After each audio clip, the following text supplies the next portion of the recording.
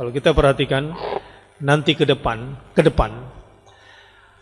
yang bakal menguasai dunia bukanlah yang menguasai minyak.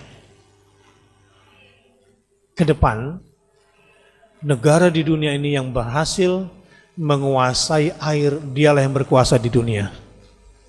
Dan itu sudah dimulai dari sekarang. Ibu-ibu, jalan. Dulu kan enak, kita tuh kira-kira 30 tahun yang lalu, ini maaf lah yang bicara udah kepala 5 gitu ya.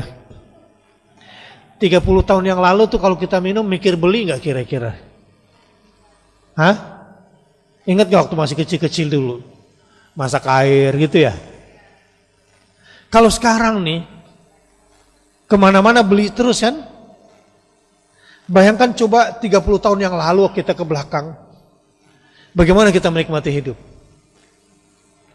Sekarang orang-orang rakyat-rakyat di Bogor pun nggak menguasai sumber-sumber air yang bagus-bagus itu.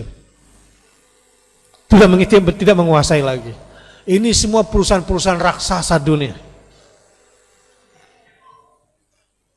yang sudah menguasai air. Dan kita nih masih bengong-bengong kayak gini, maunya beli saja segelas, sebotol, segalon, beli terus. Kita nggak sadar bahwa kita sudah tidak menguasai air kita sendiri. Ini cerita 5 tahun yang lalu.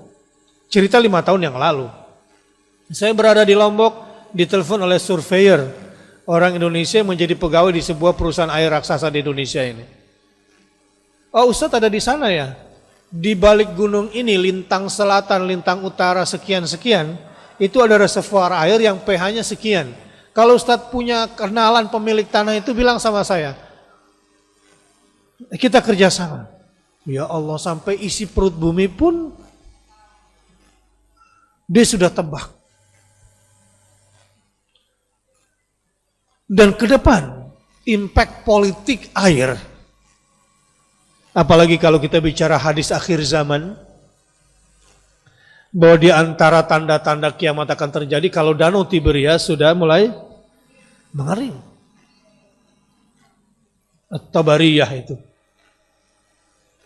yang ada di Jordania dan Israel itu sekarang.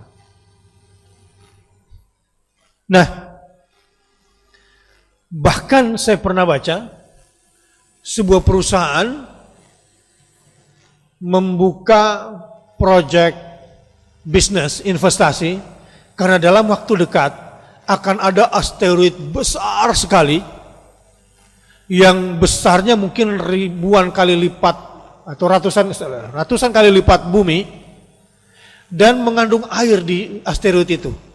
Dalam perjalanan yang lambat semakin dekat ke bumi, itu kita akan bisa mengambil air balik dari situ. Sampai segitunya. Dan banyak yang invest untuk mengambil air dari situ. Saya tidak tahu apa kandungan airnya, ini masih dirahasiakan karena nggak detail. Tapi ke depan, apa yang saya sampaikan hari ini bukan omong kosong. Ke depan, siapa yang menguasai air, dialah yang menguasai dunia. Dan jangan sampai orang Indonesia tidak menguasai airnya sendiri. Apalagi bercerita tentang tanah Jakarta yang turun setiap 5 tahunnya kira-kira 10-11 cm akibat bajak mengambil air dari tanah. Udah penduduknya nambah terus, airnya diambil terus dari tanah. Gimana kalau nggak dikasih hujan sama Allah Subhanahu wa Ta'ala? Assalamualaikum.